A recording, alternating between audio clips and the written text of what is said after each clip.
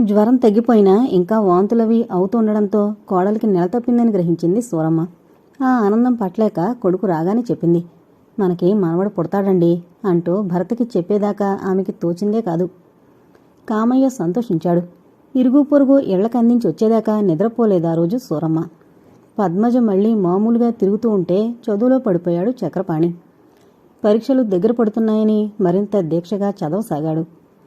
7వ నెల కూతుర్ని పురిటికి పంపమనొచ్చింది పద్మజ తల్లి సీతమ్మ. అప్పుడు ఆమెని పంపడం ఇంట్లో ఎవరికీ ఇష్టం లేదు. పైగా చక్రపాణి పరీక్ష రాయడానికి బెజవాడ వెళ్ళాడు. ఆ రోజే పరీక్షలై ఇంటికొచ్చాడు. పద్మజ వెళ్లడం అతనికి అసలు ఇష్టం లేదు. 9వ నెల రాగానే వస్తుందిలేండి అన్నాడు చక్రపాణి. వంత పాడింది సూరమ్మ. వాళ్ళెవరికీ ఇష్టం లేదని గ్రహించిన పద్మ, 9వ నెలలో వస్తాలేమ్మా, ఇక్కడ అత్తయ్యగారైనా తల్లిలా చూసుకుంటున్నారు, నాకేమీ కష్టం లేదు అంది. ఆ మాటకి చేటంత ముఖమైంది సూరమ్మకి. పరీక్షలు బాగా రాశారా అని అడిగింది. ఓ బ్రహ్మాండంగా రాశాను అన్నాడు భార్యని దగ్గరకు తీసుకుంటూ చక్రపాణి. పద్మజ ముఖం ఆనందంతో వికసించింది. అలాగే రోజులు గడిచిపోయాయి. పద్మ, నువ్వు పురిటికి పుట్టింటికి వెళితే మళ్ళీ 4 నెలల దాకా రావేమో కదూ అన్నాడు దిగులుగా. 9వ నెల వచ్చిన దగ్గర నుండి రోజుకొకసారన్నా చక్రపాణి ఆ మాట అంటూనే ఉంటాడు. సాధ్యమైనంత త్వరగానే వచ్చేస్తాలేండి అంది ఓదార్పుగా. సీతమ్మ వెంట పద్మజని భారమైన హృదయంతోనే పంపాడు చక్రపాణి. మీరు వారానికి ఒకసారన్నా వచ్చి చూస్తారు కదూ, రోజు ఉత్తరం రాయండి అంది కన్నీళ్లతో వెళుతూ పద్మజ. తప్పకుండా వస్తాను, నిన్ను చూడందే నేను ఉండగలనా అన్నాడు.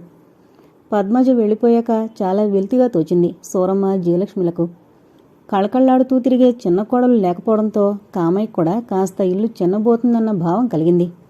తన మంచితనంతో వివేకంతో అందరి హృదయంలోనూ స్థిర నివాసం ఏర్పరచుకుంది పద్మజ. రోజూ శుభవార్త కోసం ఎదురు చూడడంతో సరిపోతోంది ఇంట్లో అందరికీ. వారానికొకసారి వెళ్ళి పద్మజని చూసి వస్తూనే ఉన్నాడు చక్రపాణి. ఒరే, రాత్రి నుంచి నాకేంటో కడుపులో ఆందోళనగా ఉంది. పద్మ ఎలా ఉందో, నిప్పులొస్తున్నాయో ఏమో చూసిరారా అంది సూరమ్మ ఓ రోజు లేస్తూనే. అతను పద్మజని చూసి 4 రోజులయింది అప్పటికి. అయినా అతనికి చూడాలని పీకుతోంది. తల్లి చెప్పగానే బస్సు ఎక్కాడు ఆ క్షణమే. రాత్రి 1 గంట నుంచి పద్మజకు నొప్పులొస్తుంటే ఆసుపత్రిలో చేర్చాం. వాళ్ళమ్మ ఇంకా అక్కడే ఉంది అన్నాడు మామగారు. వెంటనే ఆసుపత్రికి పరిగెత్తాడు. అత్తగారు బయటే కనిపెట్టుకునుంది. ఇంకా ప్రసవం కాలేదయ్యా, 6 గంటలు అవ్వచ్చన్నారు అంది అల్లుని చూసి. చక్రపాణి గుండె దడదడా కొట్టుకుంటోంది.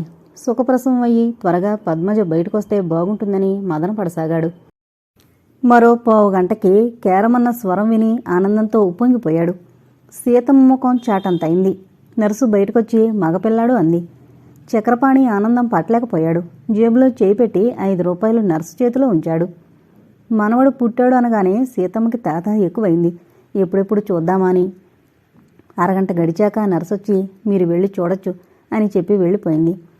సీతమ్మ చక్రపాణి గదిలో కడుగు పెట్టారు. అనుకోకుండా భర్త కనిపించేసరికి పద్మజ ముఖం సంతోషంతో విప్పారింది. సీతమ్మ కూతురి యోగక్షేమాలడిగి మనవణ్ణి చూసి మీ నాన్నతో చెప్పి మళ్ళీ వస్తానమ్మా అంటూ కాఫీ తాగించి వెళ్ళిపోయింది. మీ అబ్బాయిని చూసుకున్నారా అంది పద్మజ భర్తతో. ఏది, ఆ అబ్బాయిని కన్నతల్ని చూసుకోవడంతోనే సరిపోయింది ఎప్పటిదాకా అంటూ బాబుని మురిపెంగా చూసుకోసాగాడు. నుదురు, కళ్ళు, ముక్కు, నోరు అంతా మీవే వచ్చాయి అంది పద్మజ కొడుకుని చూస్తూ. సున్నితంగా బాబు బొగ్గలను స్పృశించి భార్యతో, అమ్మ వెళ్ళని పొద్దున్నే అంటూ ఉంటే నాకు ఎందుకో చూడాలనిపించి మనసాకొచ్చేశాను. వచ్చినందుకు కొడుకుని అందించావు అన్నాడు ఆపేక్షగా చూస్తూ. మరి కబురు చేయండి ఇంటికి అంది పద్మజ నవ్వుతూ. పద్మజ తండ్రి కూతుర్ని చూడ్డానికి వచ్చాడు అప్పుడే. యోగక్షేమాలయ్యాక నేను వెళ్ళి చెప్పొస్తాను మీ ఇంట్లో, ఆ అమ్మాయి ఉండమంటోందిగా ఉండిపో అన్నాడు. సరే అన్నట్టు తల ఊపాడు చక్రపాణి. ఆ రోజు సాయంత్రం పేపర్లో రిజల్ట్స్ వచ్చాయి. చక్రపాణి పాస్ అయ్యాడు. కొడుకు పుట్టాడన్న సంబరం ఒక పక్క, పరీక్ష పాస్ అయ్యాడన్న సంబరం ఒక పక్క, ఎక్కడా నిలబడినీయలేదు చక్రపాణిని. పద్మజ సరే కొడుకు పుట్టడం కన్నా చక్రపాణి పాస్ అవడమే మరింత ఆనందాన్ని కలిగించింది ఆమెకి. మనవడు పుట్టాడన్న వార్త వినగానే మధ్యాహ్నం బస్సులో వచ్చింది సూరమ్మ కూడా జయలక్ష్మిని తీసుకుని. ఇటు కొడుకు మెట్రిక్ పాస్ అయ్యాడు అనేసరికి ఏనుగెక్కిందా మాతృహృదయం. జయలక్ష్మి ఆ సాయంత్రమే వెళ్ళిపోయింది. మరిదిగారి విజయవార్త భర్తకి మామగారికి చెప్పేయాలని. 2 శుభవార్తలు. చిన్న కొడుకుని గురించి విన్న కామయ్య సంతోషంతో మీసం మేలేసి ఎరుగున్న వారందరికీ చెప్పొచ్చాడు ఆ రాత్రికి రాత్రే. సూరమ్మ రామలక్ష్మికి ఉత్తరం రాయించింది కొడుకు చేత. తమ పుట్టింట్లో వంశోద్ధారకుడు పుట్టినందుకు ఎంతైనా ఆనందించింది రామలక్ష్మి. జయలక్ష్మికి 2 ఆడపిల్లలు అవడం చేత మేనలుడు పుట్టాడనగానే సంబరపడి స్నానం రోజుకొస్తానని కబురు చేసింది. మర్నాడు కోడలు కులాసాగానే ఉంది కనుక ఇంటికి బయలుదేరింది సూరమ్మ. పురిటి స్నానానికి రండి తప్పకుండా అంటూ మరీ మరీ చెప్పి సాగనంపింది సీతమ్మ. మళ్లీ వస్తానని చక్రపాణి కూడా వెళ్ళిపోయాడు తల్లితో కలిసి. కంగ్రాచ్యులేషన్స్, మీరు లోయర్ పాస్ అయ్యారు అంటూ వచ్చాడు మురళి. థ్యాంక్స్, కూర్చోండి అంటూ కుర్చీ చూపించింది సత్యవతి. మురళి కూర్చున్నాడు. సత్యవతి 10 నిమిషాల్లో టీ తయారు చేసి 2 కప్పుల్లో పోసి తెచ్చింది. అతనికి ఒకటిచ్చి తను ఒకటి తీసుకుని పక్కనే ఉన్న మడత మంచం మీద కూర్చుంది. హయ్యర్కి కడతారా? టీ తాగుతూ అడిగాడు మురళి. కట్టాలి మరి, ఇంకా ప్రిపేర్ అవ్వాలి కదా. ఇంటర్మీడియట్ కూడా వెళదామని అనుకుంటున్నాను. ఇంకేం, అది ఇది నేర్చుకోవచ్చు. ప్రైవేటుగానే కదా ఇంటర్ చదివేది. కాలేజీలో చేరతారా? కాలేజీలో చేరను, కానీ ట్యూషన్ చెప్పించుకోవాలి కదా. సబ్జెక్టులన్నీ అర్థం కావద్దు. సాలోచనగా అంది. మరేం పర్వాలేదు, ఇప్పుడంతా తెలుగు మీడియమే కదా. శ్రద్ధగా చదివితే ఏమంత కష్టం అనిపించదు. కాసేపుండి వెళ్ళిపోయాడు మురళి. మురళి ఇంటర్ పాసే ప్రైవేటుగా BA కట్టాడు. సత్యవతితో పాటు టైపు నేర్చుకుని అతను లోయర్ పాస్ అయ్యాడు. మురళి సన్నగా పొడవుగా కాస్త హిప్పీ ఫ్యాషన్తో తమాషాగా ఉంటాడు. మొదట్లో సత్యవతిని పలకరించింది అతనే. ఎవరూ మాట్లాడకపోయినా రోజూ మురళి మాత్రం విష్ చేస్తూ ఏదో ఒకటి కల్పించుకుని మాట్లాడుతూ ఆమెతో కూడా వాళ్ల సందు వరకు కబుర్లు చెబుతూ రావడం అలవాటైంది. సత్యవతి తండ్రిని ఒప్పించి ఇంటరు పరీక్ష కట్టింది. గ్రూపులు 2 ఒకటే కావడంతో తన పుస్తకాలు నోట్సులు ఇచ్చాడు మురళి. తన పట్ల అంతా శ్రద్ధ చూపుతున్న మురళంటే చాలా అభిమానం కలిగింది సత్యవతికి. తనకి తెలిసినంత మట్టుకు ఆమెకు రోజు ఇంటికొచ్చి చెప్పసాగాడు మురళి. ఆ రోజు సత్యవతి పుట్టినరోజు. తలంటుకుని తండ్రి కొని పంపిన గులాబీ రంగు చీర కట్టుకుని జడలో ఒక పక్కగా గులాబీ పువ్వు పెట్టుకుని గుమ్మంలో నిలబడింది. వండర్, ఈరోజు గులాబీ బాలలా అందాలు విరజమ్ముతున్నారు, ఏమిటి విశేషం అంటూ వచ్చాడు మురళి. మురళిని చూసి వికసిత వదనంతో రండి, ఈరోజు నా పుట్టినరోజు అంటూ గదిలోకి దారి తీసింది సత్యవతి. బాగుంది, పుట్టినరోజుని ఇప్పుడా చెప్పడం? కాస్త కినుకుగా అన్నాడు మురళి కూర్చుంటూ. ఎప్పుడు చెబితేనేంటి అంటూ ప్లేట్లో ఒక లడ్డు కాస్త బూందీ పెట్టి అందిస్తూ ఏదో సింపుల్గా మీకు మాత్రమే చిన్న పార్టీ ఇస్తున్నాను అంటూ నవ్వింది. పోనీయండి, ఆ మాత్రమన్నా నేనంటే అభిమానం ఉంది. మీ మీద అభిమానం లేకుంటే నేను ఈ గుమ్మం తొక్కనిచ్చేదన్నా మిమ్మల్ని? నిజంగా నేనంటే అంత అభిమానం ఉందా సత్య? సత్య అని అతను పిలవగానే గుండె జల్లుమంది సత్యవతికి. ఆ మాట ప్రత్యేకించి అడగాలా? ఆ మాత్రం తెలుసుకోలేరు? మురళి చటుకున్న కుర్చీలోంచి లేచి ఆమె చేయందుకుని ధన్యుణ్ణి అంటూ గట్టిగా నొక్కాడు చేతిని. అతని స్పర్శలో ఏదో మాధుర్యం చెవిచూసింది సత్యవతి. నెమ్మదిగా చేయిలాక్కుని టీ తెస్తానుండండి అంటూ వెళ్ళింది. ఆమె తెచ్చిన టీ 2 గ్లాసులు చేసి నువ్వు కూడా తాగాలి అంటూ అందించాడు సత్యవతికి. చిరునవ్వుతోనే తాగింది సత్యవతి. సాయంత్రం సినిమాకు వెళదాం, రెడీగా ఉండాలి చిరునవ్వు నవ్వుతూ అన్నాడు మురళి. అలాగే, మరి నేనొస్తాను అంటూ ఆమెకి షేక్ హ్యాండ్ ఇచ్చి వెళ్ళిపోయాడు మురళి.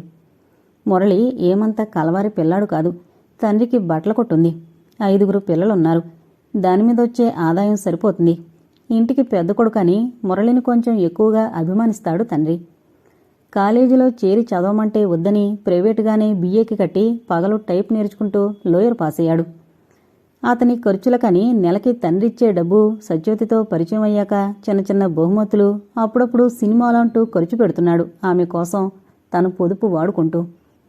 ఎప్పుడూ 10 రూపాయల నోటు అతని షర్ట్ జేబులోంచి కనబడుతూ ఉంటే బాగా డబ్బున్నవాడే అయి ఉండాలి అనుకుంటూ ఉంటుంది సత్యవతి. ఆ రోజు హిందీ సినిమాకి వెళ్లారు ఇద్దరు.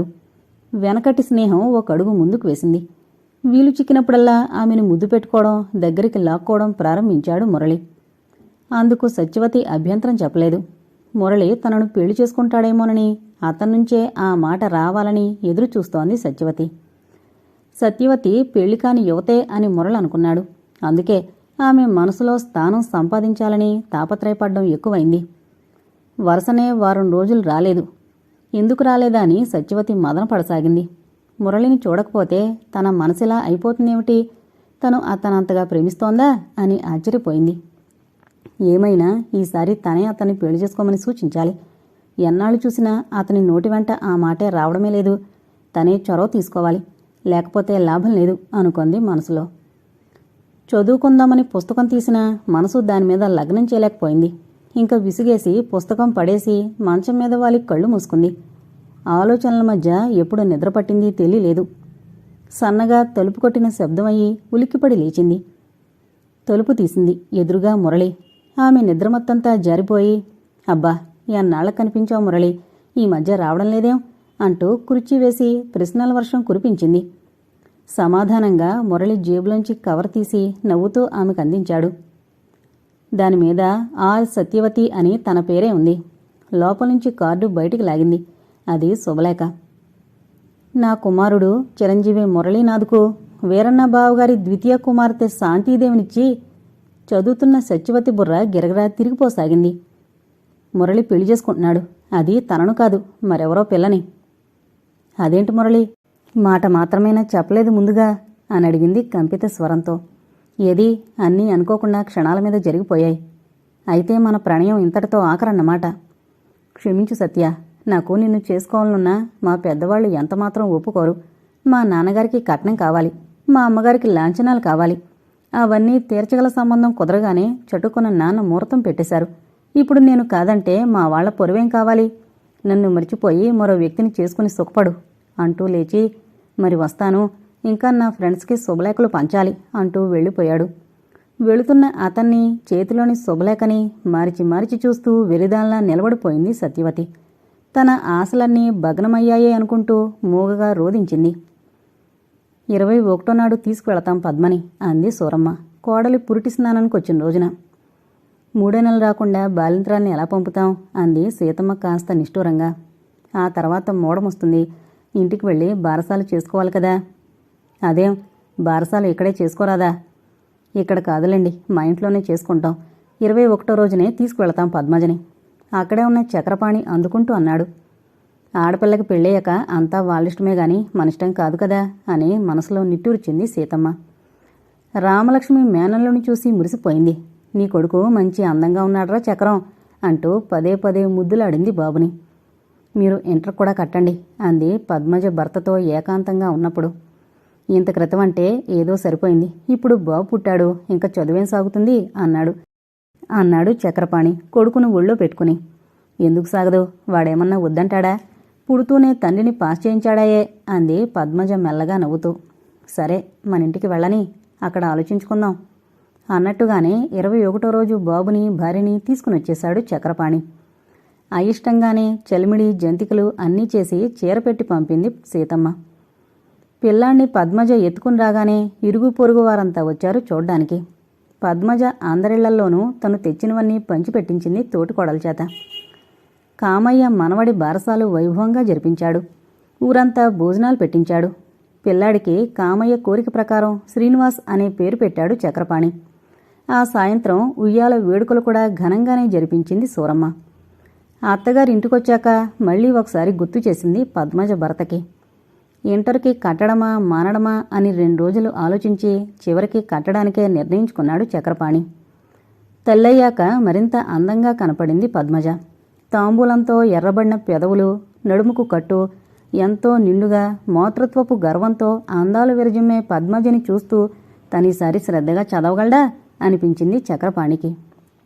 శ్రీనివాసు సంరక్షణంతా సూరమ్మే చూసుకునేది, కోడలు చిన్నపిల్ల అంటూ. బాలింతరాల్ని అని కూర్చోకుండా ఏదో ఒక పని చేస్తూనే ఉండేది పద్మజ.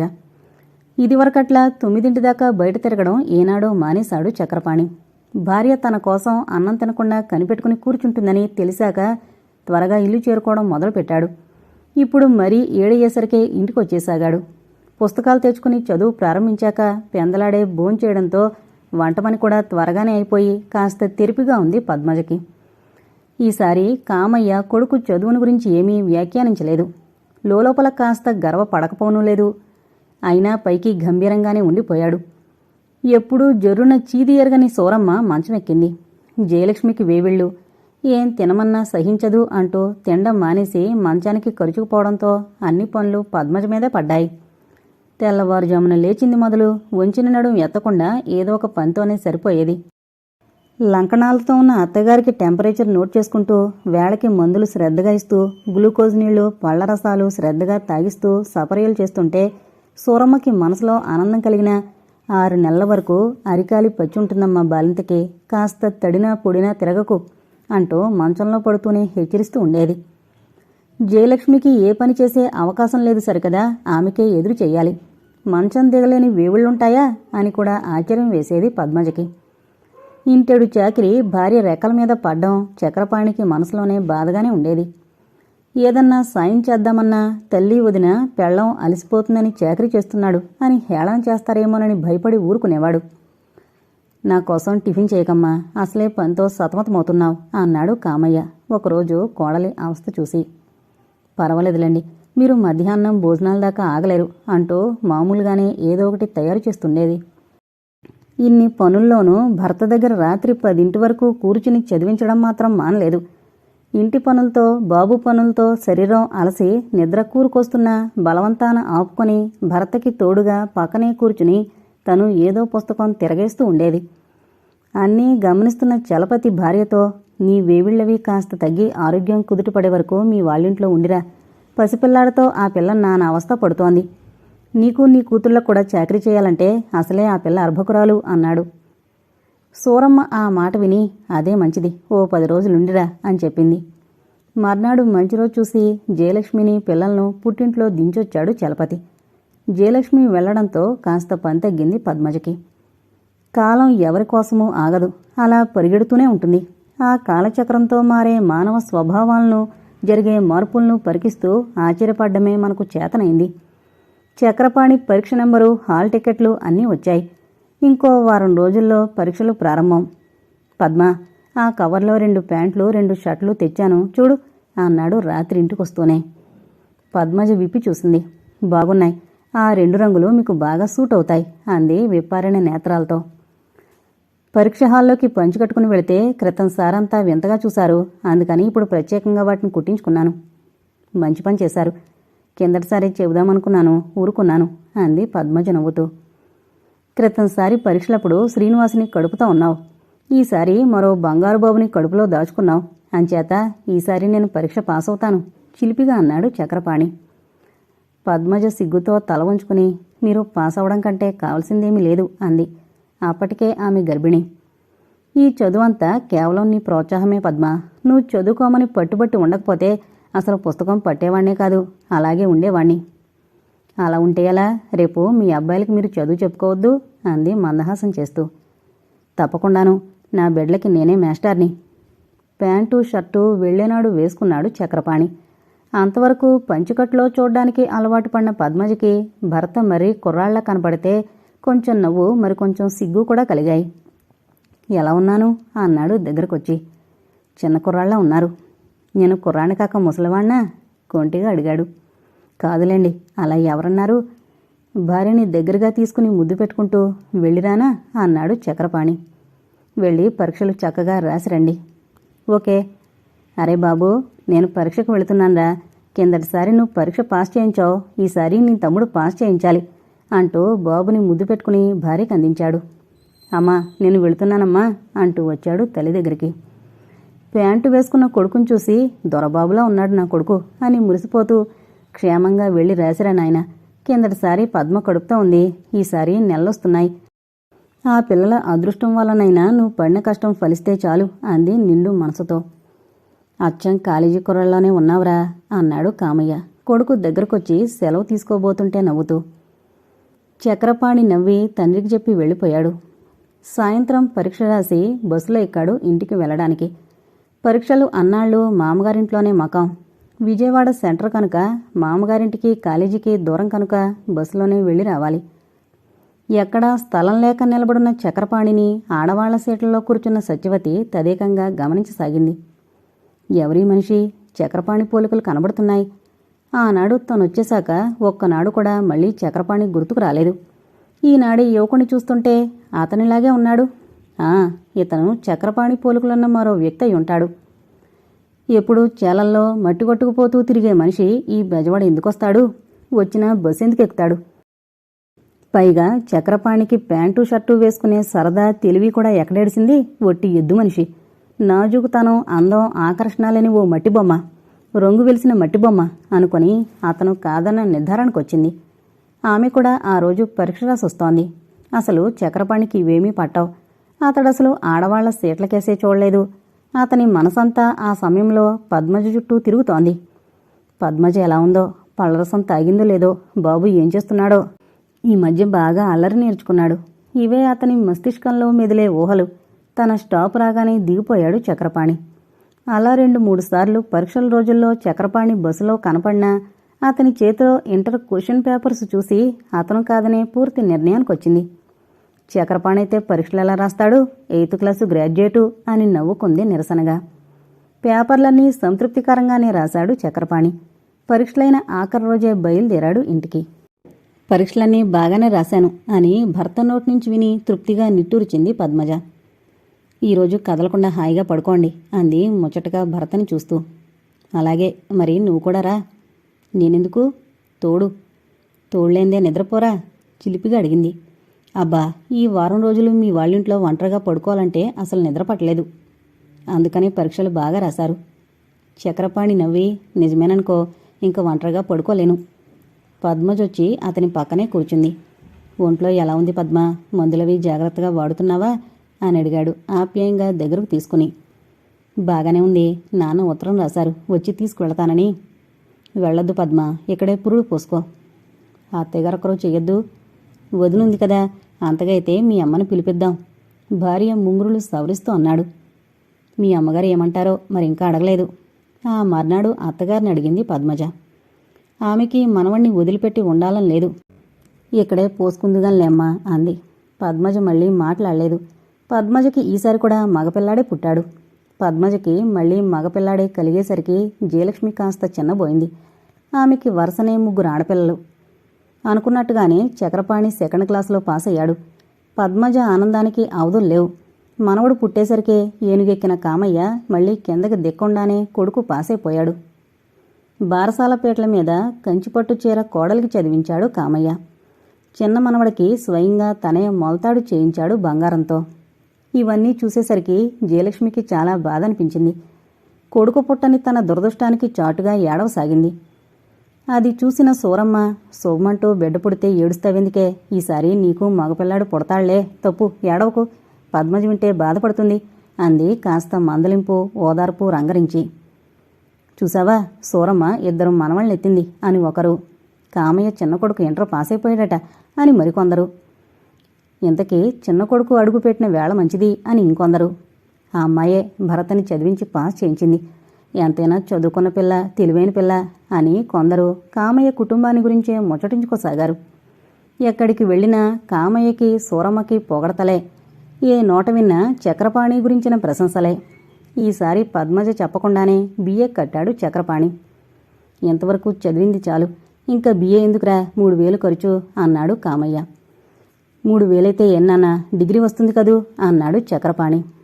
మన వ్యవసాయం మనకొన్నే ఉంది, ఉద్యోగాలేమీ చేయబోవడం లేదు కదా, పొలం పనులకి బిఏ దేనికిరా అన్నాడు కామయ్య. వ్యవసాయం చేసుకుంటున్నా చదువు అనేది ఉండడం మంచిది మామగారు. రేపు కలెక్టర్లతో పనిపడినా, మరేదన్నా వ్యవహారాలు పరిష్కరించాల్సి వచ్చినా ఇంగ్లీషులో మాట్లాడడం తెలుసుంటే అవతల వాళ్ళు వీళ్ళు చదువుకున్న వాళ్లేనని కాస్త వెనక్కి తగ్గి మోసం చేయడానికి ప్రయత్నించరు. అమాయకంగా కనపడితే ఒక ఆట ఆడించాలని చూస్తారు అంది నచ్చజెప్పే ధోరణిలో పద్మజ. కామయ్యకి మనసులో నిజమేననిపించింది. ఏదన్నా ఇంగ్లీష్లో వస్తే కరణంగారింటికి వెళ్లి చదివించుకున్న తన వెనకటి పరిస్థితి గుర్తుకొచ్చి ఇంకేం తర్కించలేదు. ఏదో పెద్ద చదివానని బోడి 10th క్లాస్కు మిడిసిపడింది రామయ్య కూతురు. ఇప్పుడు చెప్పమను సమాధానం. రేపో మాపో నా కొడుకు గ్రాడ్యుయేట్ అవబోతున్నాడు అనుకుంటూ మీసం తిప్పాడు. సత్యవతి తన ఫెయిల్ అయిన ప్రేమాయణంతో సరిగ్గా చదవలేకపోయింది. ఫలితంగా ఇంగ్లీష్లో పాస్ అవ్వలేకపోయింది. లెక్కల్లోనూ మార్కులు తక్కువే వచ్చాయి. ఆ రెండింటికి మళ్లీ వెళదామని నిర్ణయించుకుంది. టైపు హయ్యర్ పరీక్షలు రాసి రిజల్ట్స్ కోసం చూస్తోంది. సత్యవతి చెల్లెలు రత్నకుమారి ఒక ఆడపిల్ల తల్లయింది. పిల్లలు లేరనుకున్న పినతల్లి అనసూయకి 2 పిల్లలు పుట్టారు. సత్యవతి హయ్యర్ పాస్ అయింది. తనకున్న క్వాలిఫికేషన్తో ఉద్యోగం చెయ్యాలని సంకల్పించి కొన్నింటికి దరఖాస్తులు కూడా పెట్టింది కూడా. కానీ మనసులో ఎక్కడో మారుమూల ఒంటరితనం బాధిస్తూనే ఉంది. తనకంటే చిన్నది తన చెల్లెలు ముచ్చటగా సంసారం చేసుకుంటూ పిల్లల్ని కంటోంది. తను తన వయసు యవ్వనం అంతా వృధా చేసుకుంటూ ఇలా ఒంటరిగానే గడుపుతోందా? మురళిని పెళ్లి చేసుకోవాలని ఉబలాట పడితే అతను తప్పించుకున్నాడు. ఇంకా తనకి పెళ్లి, పెటాకులు, సంసారం, సుఖమనేవి లేక ఇలా చదువులు, పరీక్షలు, పాసు, ఫెయిలు వీటితోనే సతమతమవుతుందా? ఇవే ప్రశ్నలు ఆమెని కలిచివేసాగాయి. పోనీ కాస్త ఉద్యోగం దొరికినా బాగుండు, పగలన్నా హాయిగా గడిచిపోతుంది అనుకుంది మనసులో. అలా దరఖాస్తులు పంపగా ఒకదానికి పిలుపొచ్చింది. ఆమె మొరవిన్నట్టే భగవంతుడు ఆమెకి ఆ ఉద్యోగం దొరికేటట్టు కూడా చూశాడు. నెలకి 130 రూపాయల మీద చేరింది ఆ కంపెనీలో. ఉద్యోగంలో చేరాక కాస్త మనశ్శాంతి చిక్కింది సత్యవతికి. ఆ ఆఫీసులో ఆమె పక్క సీటే మదన్ది. మదన్ చాలా చలాకీ పురుషుడు. అతడు సత్యవతి రాగానే పలకరించాడు. చామన ఛాయ, ఎప్పుడూ మడత నలగని బట్టలు, చెదరని క్రాఫు. అతన్ని చూస్తుంటే తను కలలుగన్న మనోహర రూపం ఇతడే అనుకుంది సత్యవతి. తొలిచూపులోనే అతడంటే ఆకర్షణ కలిగింది. కాస్త కాఫీ తాగుదాం రండి అంటూ పిలిచాడు సత్యవతిని మధ్యాహ్నం. చిరునవ్వు నవ్వుతూ అతన్ని అనుసరించింది సత్యవతి. మీకు ఈ ఆఫీస్ కొత్త, నేను 4 ఏళ్ల నుంచి పనిచేస్తున్నాను. మీకేమన్నా తెలియకపోతే నన్ను అడగండి అంటూ ప్రారంభించాడు ఉపోద్ఘాతంగా. సత్యవతి అలాగే అన్నట్టు తల ఊపింది. మన ఎదురు సీట్లో ఉన్నాడే, ఆయన పేరు రామ్మూర్తి. అంతా మూర్తి అంటారులేండి. ఒట్టి డబ్బుగాల. ఎప్పుడూ 10, 5 బదులు అడుగుతూనే ఉంటాడు. మీరు మాత్రం ఇవ్వకండి. ఇచ్చారా మళ్ళీ ఇక తిరిగి రావు. అతని పక్కన కూర్చున్నాడు చూశారు, అతని పేరు వాసు. ఆడపిల్లలంటే మహామోజు. పొరపాటునైనా అతనితో మాట్లాడకండి అంటూ ఒక్కొక్కరిని గురించి వివరించసాగాడు. వింటున్న సత్యవతికి మతిపోయింది. అమ్మ బాబోయ్, ఇదేం ఆఫీసు అని మనసులోనే భయపడింది. ఇలాంటి వ్యక్తులైతే ఆఫీసులో పనిచేయడం కష్టమే అంది మెల్లగా. మరేం భయపడకండి, మనం ఎవరి జోలికి పోకుండా ఉంటే సరి. ఎవరేం చేస్తారు? మీకు ఏం కావలసొచ్చినా నేను అండగా నిలబడతాను అంటూ అభయహస్తం ఇచ్చాడు. కృతజ్ఞతగా చూసింది అతని కేసి సత్యవతి. వారం రోజులు గడిచేసరికి కాస్త బెరుకు తగ్గి ధైర్యం చేకూరింది సత్యవతికి. మదన్ ఆమెకి కావలసినవన్నీ తనే సమకూరుస్తూ బాగా పరిచయం, స్నేహం పెంచుకున్నాడు. అసలు మొదటే అతని రూపం, మాటకారితనం బాగా ఆకర్షించిన సత్యవతికి అతనితో సాన్నిహిత్యం బాగా పెరిగి అతని తోటి స్నేహం ఆమెలో కొత్త ఆశలు రేపాయి. ఎలాగైనా తామిద్దరూ పెళ్లాడితే బాగుండని ఆమెకి కోరిక కలగసాగింది. ఈరోజు సినిమాకి వెళదాం రండి. అప్సరాలో మంచి పిక్చర్ వచ్చింది అన్నాడు మదన్. ఆ రోజు ఇంకో గంటకి ఆఫీస్ అవబోతుంది అనగా. ఇంటికెళ్ళి వంట చేసుకోవాలి. టైం ఉంటుందో ఉండదో. ఇంట్లో మీరొక్కరే ఉంటారా? అవును. ఆ మాట వినగానే చాలా సంతోషం కలిగింది మదన్కి. హోటల్లో భోంచేసి వచ్చేద్దాం, ఏకంగా ఇంటికొచ్చి పడుకోవచ్చు. సరే అన్నట్టు తల ఊపింది సత్యవతి. 6 గంటలకల్లా థియేటర్ దగ్గర కలుసుకున్నారు ఇద్దరు. ఫుడ్ కార్పొరేషన్లో పనుండొచ్చిన చక్రపాణి స్నేహితునితో కలిసి సినిమాకొచ్చి గేట్లో టిక్కెట్ ఇచ్చి లోపలికొస్తున్న ఇద్దరినీ చూశాడు. చాలా త్వరగానే ఆమెని గుర్తించాడు కూడా. పై వరుసలో కూర్చున్న చక్రపాణిని చీకట్లో గమనించలేదు సత్యవతి. అయితే సత్యవతి కూడా మళ్ళీ పెళ్లి చేసుకుందన్నమాట. ఆ అబ్బాయి మంచి షోకిల్లాలా ఉన్నాడు, ఆమెకు అన్ని విధాలా సరిపోతాడు అనుకుని నవ్వుకున్నాడు. అప్రయత్నంగానే పద్మజ, పిల్లలు గుర్తుకొచ్చారు. సత్యవతి ఊహే భరించలేని పద్మ ఇలా థియేటర్లో ఆమెని చూసి గుర్తించానంటే ఏమైపోతుంది? వద్దు, తను ఆమెకి ఏ విధంగానూ కష్టం కలిగించకూడదు. సినిమా చూడకుండా ముందు వరుసలో కూర్చున్న సత్యవతి మదన్ల చిలిపి నవ్వులు, చిరునవ్వులు, కబుర్లు అన్నీ గమనిస్తూనే ఉన్నాడు వెనక నుంచి చక్రపాణి. 10 నిమిషాలు అలా చూసి తను సినిమా చూడడంలో నిమగ్నమైపోయాడు. మళ్ళీ సత్యవతిని గాని మదన్ గాని చూడదలుచుకోలేదు. సినిమా ఇంకా 10 నిమిషాలు ఉందనగానే వాళ్ళిద్దరూ బయటకు వెళ్ళిపోయారు. అప్పటికి తృప్తిగా గాలి పీల్చుకున్నాడు చక్రపాణి. ఆ మర్నాడు ఉదయం ఇల్లు చేరాక పిల్లలిద్దరినీ దగ్గర కూర్చోబెట్టుకుని ఆడించసాగాడు చక్రపాణి. ఒరే, పద్మజకి అప్పుడు జబ్బు చేసిన సమయంలో తిరుపతి వస్తానని దండం పెట్టుకున్నాను. మీరిద్దరూ వెళ్ళి దర్శనం చేసుకురండి అంది సూరమ్మ. బిఏ పరీక్షలు అవగానే వెళతానులేండి అంది పద్మజ అత్తగారికి చేట అందిస్తూ. అవునమ్మా, ఆ డిగ్రీ కూడా వచ్చేస్తే స్వామి దర్శనం చేసుకుని అటు ఏకంగా కంచి, కాళహస్తి అన్నీ చూసొస్తాం. అయినా మేమిద్దరమే ఒంటరిగా ఎందుకు? మీరందరూ కూడా వస్తే అంతా చూడొచ్చు కదూ అంది పద్మజ. ఆ మాటకి సంబరపడుతూ, నిజమేనే తల్లి, అంతా కలిసి వెళ్ళొద్దాం ఓ వారం పాటు. మీ మామగారు కూడా చెబుతాను. ఎప్పుడూ పొలాలు, ఇల్లు తప్ప మరో ధ్యాస లేదు ఇంట్లో ఎవరికి అంది సూరమ్మ. ఈలోగా మరో 2 పుట్టుకొస్తారు పద్మజకి అంటూ నవ్వింది జయలక్ష్మి. పోనీలెద్దు, ఆ భగవంతుడిస్తే వద్దంటామా? ఎంతమంది పుట్టినా అందరినీ తీసుకుని వెళతాం. కలో గంజో పోసి పెంచుకుంటాం గాని పారేసుకుంటామా? నీకు మగపిల్లాడి మీద భ్రాంతిగా ఉంది. పద్మజ చిన్న కొడుకు సోమశేఖర్ని సాకుతూ ఉండు, కొడుకు పుడతాడు అని సలహా ఇచ్చింది సూరమ్మ. అలాగే అన్నట్టు తల ఊపింది. అది మొదలు సోమం పనంతా జయలక్ష్మి చూస్తుండేది. శ్రీనివాస్తో సూరమ్మ కాలక్షేపం చేయడంతో పిల్లల బాధ్యత కాస్త తప్పి భరత చదువుకే ప్రాధాన్యత ఇవ్వసాగింది పద్మజ. నువ్వు కూడా ఇంటర్ పాస్ అయ్యావు కదా, బిఏకి కట్టు, ఇద్దరం చదువుకోవచ్చు అన్నాడు చక్రపాణి. నిజంగానే బిఏ పాస్ అవ్వాలనుందా? మీకు ఇష్టమైతే కడతాను, లేకపోతే నాకు అంతగా చదవాలని లేదు. అత్తయ్యగారు పెద్దవారు అవుతున్నారు, పనులు ఎక్కువ చేసుకోలేరు, ఆవిడికి సాయంగా లేకపోతే ఎలా? చక్రపాణి నవ్వుతూ భార్యని దగ్గరగా తీసుకుని అచ్చం గృహిణిలానే మాట్లాడావు. పనులతో పిల్లలతో నీకు చదవడానికి వీలుండదు, ఊరికే అన్నానులే, నువ్వు చదివిన ఈ చదువు చాలు అన్నాడు. పైగా మీరు పక్కనుంటే నాకు అక్షరం బుర్రకెక్కదు కొంటిగా అంది. అలాగా, నువ్వు పక్కన లేందే అక్షరం నా బుర్రకెక్కదు ఆమె పెదవుల మీద గాఢంగా ముద్దు పెట్టుకుంటూ అన్నాడు. నేను మీ పక్కన లేకుండా ఎక్కడికి పోవడం లేదుగా. వద్దు పద్మ, ఎక్కడికి వెళ్ళొద్దు. నువ్వు లేకపోతే ఈ ఇల్లు, నా హృదయం అంతా తీమ్రావృతమై దిక్కుతోచక అలమటించిపోతాను. నా తనువులో, హృదయంలో, అణువణువులో నీ మీద అనురాగం పొంగి పరవళ్ళు తొక్కుతూ ఉంటే నా జీవన జ్యోతివైన నువ్వు లిప్త కాలం కనుమరుగైనా భరించలేను, బ్రతకలేను. పోనీలేండి, ప్రేమ అనేది ఎలాంటిదో ఇప్పటికైనా మీరు గ్రహించారు. ఆనాడు మీ ప్రేమ నా పట్ల కరువైందేమోననే వేదనతో ఆత్మహత్య చేసుకుందామనుకున్నాను. మీరు లేచి ఉండకపోతే ఇప్పటికి నేను మరణించి 3 ఏళ్లైపోయి ఉండేది. చటుక్కున ఆమె నోరు మూసి, నా పుణ్యమంటూ ఏదన్నా కిందటి జన్మలోనో ఈ జన్మలోనో చేసుకుని ఉన్నాను అనడానికి ఆనాడు నిన్ను వెళ్ళనీయకుండా ఆపగల తెలివితో ఉండడమే నిదర్శనం. 1,000,000 జన్మలకైనా నాకు నువ్వే అర్ధాంగివి కావాలి, అదే నా కోరిక. భర్త అనురాగానికి పులకించిపోయింది పద్మజ. అర్థం చేసుకోగల సహృదయుడు, సౌజన్యవంతుడైన భర్త దొరకడం ఎన్ని వేల సంవత్సరాల తపస్సు పుణ్యమో. నాకు ఈయన అనురాగ భాగ్యంలోనే ఆఖరి శ్వాస ముగిని, అంతకుమించి నేను కోరే మహా ఐశ్వర్యాలు ఏమీ లేవు అని మనసులోనే అంజలి ఘటించింది భగవంతుడికి.